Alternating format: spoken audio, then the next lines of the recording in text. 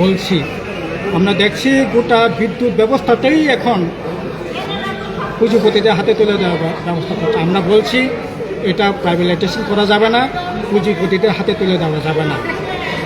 আর গোটা দেশে যেমন এই দাবি থাকছে, আমাদের আজ এখন কি চলছে, স্মার্ট মিটারের নামে একেবারে নাটক চলছে, রতনবাবুর নাটক এগুলি চলছে। অথচ এক মাস আগেও যাদের বিল ছিল 500 টাকা, তাদের বিল এসে গেছে এখন 2000 টাকা, 2500 টাকা। সাধারণ মানুষের রুটি রোজগারের রাস্তা বড় হচ্ছে না, অথচ বিদ্যুতের বিল কি 4টা-5টা হ্যাট ধরে ধরে তাদের বিদ্যুতের বিল বৃদ্ধি করবার চেষ্টা করছে। আদানিদের স্বার্থ রক্ষা করবার জন্য স্মার্ট মিটার বসানোর ব্যবস্থা করছে তাদের লাভের জন্য। কাজে এগুলি করে আজকে দেখছেন আপনারা, গোটা রাজ্যের মানুষ এর বিরুদ্ধে খুবই খুশি উঠছে।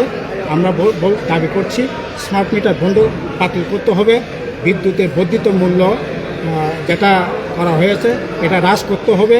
আমাদের রাজ্যে বিদ্যুতের কি আপনার যে উৎপাদন, এটা যথেষ্ট পরিমাণে আমরা স্বনির্ভর ইয়েতে আছি। গোটা দেশের মধ্যে 2-3টা রাজ্যের মধ্যে বিদ্যুৎ উৎপাদনে স্বনির্ভরতার দিক থেকে ত্রিপুরা যথেষ্ট তার জায়গা আছে। এখন তো দেখছি এই যে জিরানিয়া বর্মরাতে 40 মেগাওয়াট বিদ্যুৎ উৎপাদন হতো, এখন টোটালি বন্ধ। পালাটানা 750 বিদ্যুৎ উৎপাদন হতো, এখন 500-550 মেগাওয়াট। আপনার ডুম্বুর জলপ্রপাত থেকে প্রায় 7-8 মেগাওয়াট বিদ্যুৎ উৎপাদন হতো, এই গভর্নমেন্ট আসার পর টোটালি বন্ধ। একইভাবে নেকপুর খয়রপুর গ্রুপ সেন্টারের পাশে 90 মেগাওয়াট বিদ্যুৎ উৎপাদন হতো, সেখানেও আজকে 50-60 মেগাওয়াটের বেশি উৎপাদন হচ্ছে না। এইরকমভাবে নজরদারির অভাবে বিদ্যুৎ যেমন বিপর্যস্ত হচ্ছে, তেমনি এখন যে বিদ্যুৎ কর্পোরেশন লাভে চলতো, এখন এটা ক্ষতি এমন জায়গায় চলে গেছে, এটা কুল কিনারা খুঁজে পাওয়ার মতো অবস্থা না। আসলে একেবারে প্রশাসনের সরকারের অপদার্থতার জন্য এই সমস্ত ঘটনা ঘটছে। আমরা বলছি স্মার্ট মিটার বন্ধ করো, বর্ধিত বিদ্যুৎ মাশুল এটা হ্রাস করতে হবে। একইভাবে ডাকদুল পিটিয়ে বলছে 22,000 কোটি টাকা নাকি ন্যাশনাল হাইওয়ের জন্য কেন্দ্র থেকে টাকা এসছে। টাকাগুলো কোথায় যাচ্ছে? যে রাস্তা ইতিমধ্যে হয়েছে একেবারে থার্ড ক্লাস বলা যেতে পারে, একেবারে নিম্নমানের রাস্তাগুলো হচ্ছে।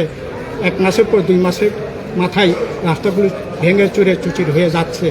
আর এত নেগোসিয়েশন বাণিজ্য এমন পর্যায়ে চলে যাচ্ছে, যারা কাজ করতেন তারা পালিয়ে যেতে বাধ্য হচ্ছে।